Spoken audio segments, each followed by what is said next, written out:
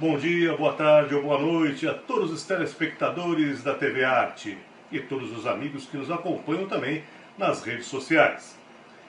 E aí, que acharam dos 40 graus no dia 3 de janeiro de 2018, uma quinta-feira na cidade de Santos, hein?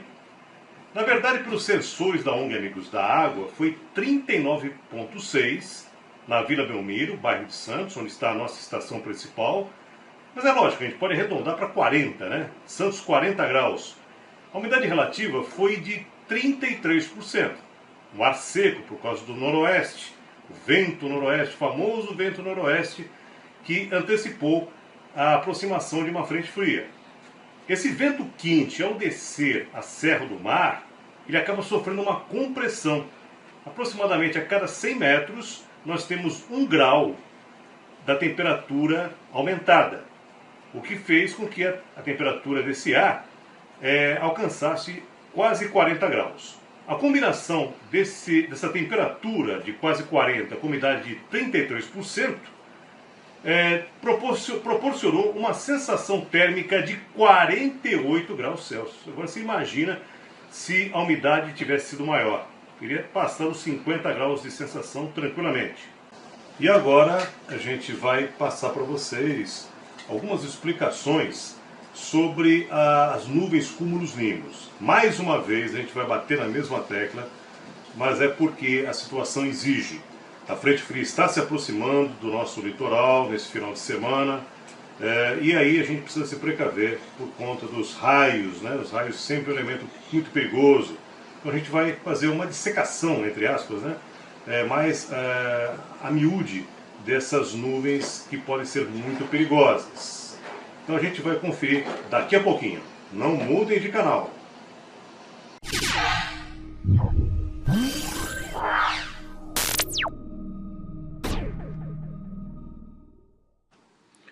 Cumulonimbus são aquelas nuvens muito perigosas, as mais perigosas da Terra. Elas têm alturas que podem chegar até 23 mil metros, em casos extremos, atingindo uma camada da atmosfera chamada estratosfera. Mas normalmente elas crescem até 12 mil metros, ou seja, 12 quilômetros de altitude, e pode, é lógico, perturbar a aviação comercial. Por isso a previsão do tempo naquelas altitudes é super importante para a navegação aérea. No seu estágio maduro, a cumulonimbus tem um topo formado de cristais de gelo, enquanto a base, que é escura, onde o sol não consegue penetrar, é constituída de gotículas d'água, muitas gotículas d'água. Quando o topo, chamado de bigorna, para de se desenvolver, ela se separa do núcleo da cumulonimbus e se expande até se dissipar completamente, como a gente vai ver daqui a pouquinho. Existem alguns subtipos da cumulonimbus. Dentre os subtipos da cumulonimbus, a gente pode destacar a cumulonimbus calvus, que é o primeiro estágio da cumulonimbus, que é capaz de produzir precipitação, ou seja, chuva, granizo, mas ainda não chega a uma altura a ponto de produzir as tais bigornas. Desenvolvem-se a partir das cúmulos congestos. E sabe aquelas nuvens altas que no verão a gente vê bastante, que parecem aqueles floquinhos de algodão, couve-flor? Então, os cúmulos congestos. E a partir daí, das congestos, as cumulonimbus são constituídas principalmente por gotículas de água. Neste estágio, existem apenas correntes que sobem, correntes ascendentes de ar, ou seja, ar quente. Esse tipo de cumulonimbus apresenta contornos bem definidos e forma arredondada, como se fosse uma couve-flor. Um dos indicadores da evolução de cúmulos congestos para cumulonimbus calvos são as pileus. Quando as gotículas do topo começam a se transformar em gelo, a nuvem está em estado de transição para o tipo capilatus. Então a gente vê aí as fotos das cumulonimbus calvos e também os pileus, que em latim quer dizer capacete, parece um gorrinho, né? Parece um gorro. As capilatus, que em latim quer dizer cabelo, é o estado maduro da cumulonimbus, onde ocorrem a maioria dos raios, chuvas pesadas, granizo e até tornados. Nesta fase surge a tal da bigorna, que é uma expansão horizontal que ocorre quando o topo da cúmulus nimbus atingiu o limite de altitude que ela não pode mais alcançar. É nessa fase também que há correntes ascendentes e descendentes, quer dizer, sobe e desce tudo ao mesmo tempo. Dentro da cúmulus nimbus é um verdadeiro inferno. É muito vento, é corrente subindo, corrente descendo de ar, é granizo, né? Pedras de gelo que depois podem virar granizo, gotas de água, é uma loucura. Tem inclusive a história de um militar da Força Aérea Americana que na década de 50 acabou entrando numa cúmulus nimbus, teve que ejetar do seu jato e quase morreu, mas ele viveu para contar a história. Impressionante, o cara conseguiu narrar sua trajetória dentro de uma cúmulus nimbus, em plena tempestade. Ele conseguiu descer todo ferido, mas conseguiu sair vivo dessa, nasceu de novo. Conforme a gente tinha falado agora, pouco, a bigorna é aquele estágio quando a cúmulus nimbus não pode subir mais. Ou seja, nesse estágio, o ar ascendente já não sobe mais, tá certo?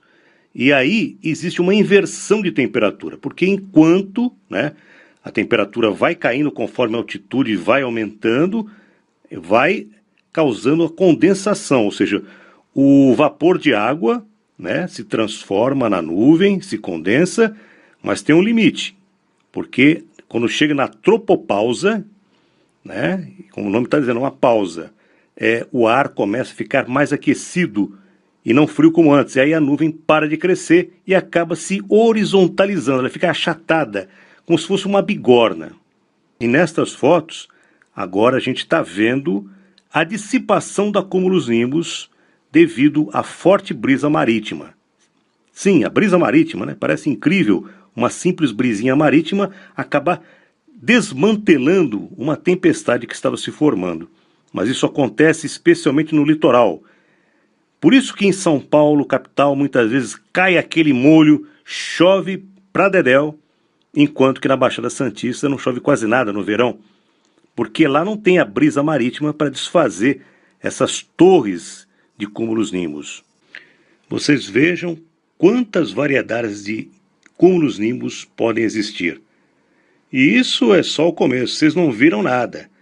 Existem as chamadas nuvens anexas, que são nuvens que acompanham outras nuvens. Em geral, a nuvem anexa é menor e fica separada da parte principal da outra nuvem. No caso, por exemplo, da cúmulus nimbus, mas ela também pode estar unida a ela. Uma nuvem pode ter uma ou mais nuvens anexas. Podem ser as pileus, como nós já vimos. Existe também a velum, existe também as fractus e assim por diante. Mas fica para um outro dia, para um outro boletim. Agora que nós vamos falar é das mamatus. Sim, sim, mamatus. Como o nome está dizendo, né? Parecem mamas. Estranho, parece uma pintura de Salvador Dalí, surrealista, mas é verdade. As mamatus, ou simplesmente mamas, são nuvens parecidas com bolsas, né? Que se formam embaixo de outra nuvem. Então, lógico, o termo mamatus deriva da mama, devido à associação ao formato de mamas ou seios. As mamatus se formam no ar que desce, no ar descendente, em contraste com as outras nuvens, que formam-se em ar que sobe, o ar ascendente. Frequentemente, nuvens mamatus se formam sob a bigorna, debaixo da bigorna, da cumulonimbus, e são observadas geralmente depois da passagem delas. As mamatus são nuvens dependentes, pois só existem associadas a outras nuvens, no caso, cúmulus nimbus. E agora vocês ficam com este vídeo muito bacana de um raio atingindo um avião. Não é para ninguém ficar assustado, não querer mais viajar de avião, mas fica aqui o alerta. Embora seja extremamente difícil um raio atingir um avião, a menos que o avião se desoriente e entre dentro de uma cúmulus nimbus, existe ainda alguma possibilidade disso acontecer, porque alguns especialistas acreditam que existem algumas partes da fuselagem do avião que podem conter plásticos. E aí, no caso, o avião deixaria de ser uma gaiola de Faraday na sua totalidade. Ou seja, ele não teria uma blindagem 100% contra os raios, assim como os automóveis têm também contra os raios. Mas no caso do avião, ele pode ser vulnerável também, embora isso seja muito difícil de acontecer. É bom fazer o alerta dos raios nas praias. A gente volta a ser repetitivo, mas é importante. Praia não combina com trovoada. Aí fica aquela pergunta, então o litoral de São Paulo, especialmente, é o lugar que tem mais raios no estado de São Paulo ou de quase todo o Brasil? Porque tem acontecido acidentes com raios, já aconteceu no Guarujá, na Praia Grande, nos últimos anos, em Bertioga. Mas aí vem a resposta, não é bem assim. Embora no verão a gente tenha uma quantidade de incidência de raios grande no litoral paulista, inclusive também em outras estações do ano, mas muito mais no verão, a incidência de trovões e trovoadas acontece até com mais frequência na capital e no interior. Como já falamos, lá não tem brisa marítima. Aqui, muitas vezes as nuvens pesadas de trovoadas se formam, mas são dissipadas pela brisa marinha. Mesmo assim, as trovoadas acontecem no litoral e podem fazer fatalidades. E as trovoadas mais fortes, as mais frequentes, acontecem no litoral, especialmente quando uma frente fria vai se aproximando, quando o tempo vai virar para valer.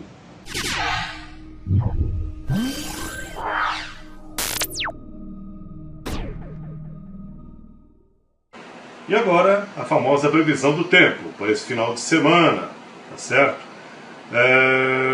Bom, frente fria se aproximando, então dá para imaginar que vem chuva por aí.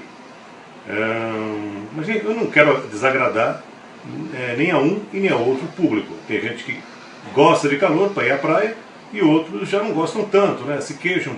Muita gente tem até se queixado de problemas respiratórios, impressionante. Apenas um dia em que o ar esteve muito seco, as pessoas que têm asma sofreram bastante com os 33% de umidade relativa na quinta-feira, no dia 3 de janeiro desse ano, em Santos.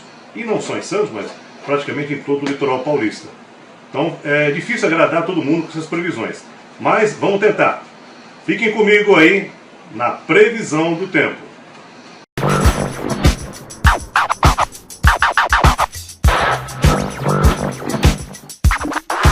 Vamos lá então, a previsão do tempo.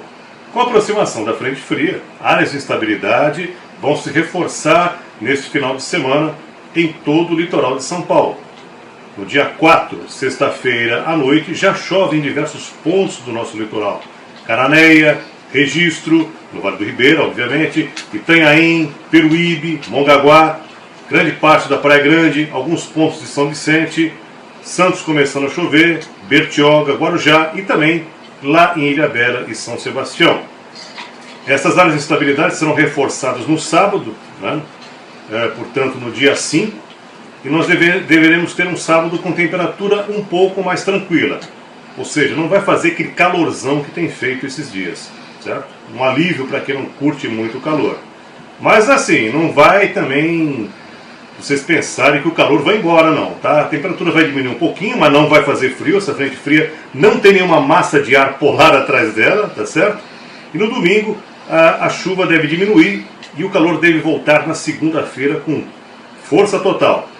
E é bom a gente lembrar que áreas como a zona noroeste de Santos, bairro do Santo Antônio, no Guarujá, Santa Rosa, vários pontos de São Vicente, Cubatão, podem ter problemas de alagamento devido a pancadas fortes de chuva que deveremos ter no sábado. E muito cuidado também com os raios, tá certo? Esses pontos são complicados porque já tem uma drenagem bastante deficitária.